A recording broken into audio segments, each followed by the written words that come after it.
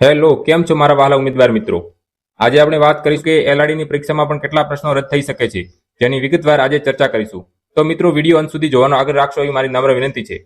જો મિત્રો તમે પણ આપણી ચેનલ પર નવા હો તો વિડીયોને લાઇક કરીને ચેનલને સબસ્ક્રાઇબ કરવાનું ભૂલતા નહીં. હવે વાત કરીશું કે એલઆરડીમાં કયા પ્રશ્નોમાં વિસંગતતા રહેલી છે.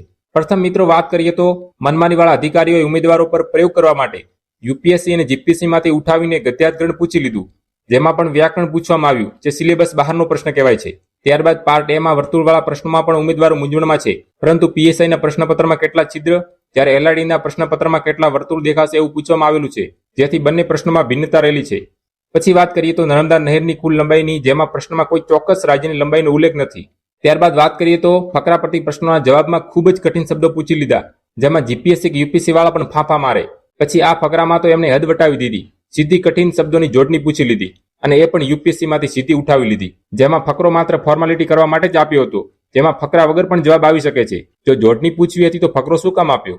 પછી આ ડીઆઈના દાખલામાં પણ કંઈક વિસંગતતા રહેલી છે, જેમાં પુરુષ વિદ્યાર્થીઓની કુલ સંખ્યા પૂછી લીધી, પરંતુ જેનો આલેખમાં કોઈ સ્પષ્ટ ઉલ્લેખ નથી. ત્યારબાદ આ નફાખોરના દાખલામાં પણ જવાબમાં વિસંગતતા રહેલી છે. આ શ્રેણીમાં પણ પ્રોવિઝનલ આન્સર કીમાં જવાબ ખોટો આપેલો છે. આ ગુજરાતી અક્ષરોના સમસંબંધમાં પણ ઘણા બધા લોજિક લાગે છે, એટલે ગ્રેસિંગ માર્ક્સ મળવાપાત્ર થશે.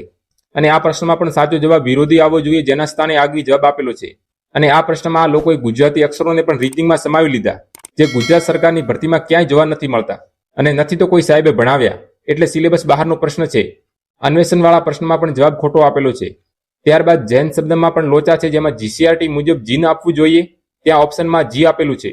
બૌદ્ધ ધર્મની શાખાવાળા પ્રશ્નોમાં પણ ઉમેદવાર મિત્રોએ અરજી કરેલી છે. થારના રણનો કુલ વિસ્તારવાળા પ્રશ્નોમાં પણ સાચો જવાબ ઓપ્શનમાં આપેલ નથી. ભારતમાં તાર ટપાલ સેવાવાળા પ્રશ્નમાં જીસીઆરટી મુજબ ડેલહાઉસી આવે, જ્યારે જવાબમાં વોરન હેસ્ટિંગ્સ આપેલો છે. આ પ્રશ્નમાં પણ સાચા જવાબમાં વિસંગતતાઓ રહેલી છે. આ બજારની સ્થિતિવાળા પ્રશ્નોમાં પણ પ્રોવિઝનલ આન્સર કીમાં જવાબ ખોટો આપેલો છે.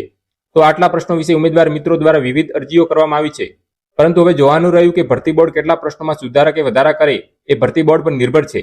આ તો મનમાનીવાળા અધિકારીઓ છે, એ અમુક સુધારા કરે ને ન પણ કરે, કેમ કે 2022 વાળી એલઆરડી ભરતીમાં પ્રકાશ વર્ષવાળા પ્રશ્નનો જવાબ હસમુખભાઈએ હળાહળ ખોટો આપ્યો હતો.